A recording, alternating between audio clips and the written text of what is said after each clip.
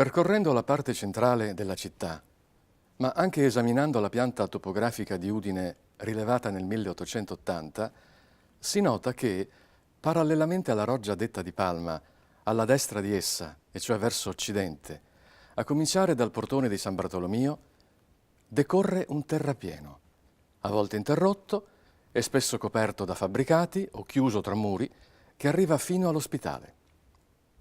Il Castelliere di Udine, nei limiti che gli ho assegnati, occuperebbe un'area all'incirca poco più che tripla della media degli altri castellieri conosciuti della pianura friulana, che pure variano tra loro e discretamente in grandezza. Il colle avrà servito di vedetta o avrà albergato una parte della popolazione. Osserviamo infatti una identica disposizione nel Castelliere di Variano, salvo che tanto il colle naturale quanto l'artefatto recinto sono colà più piccoli.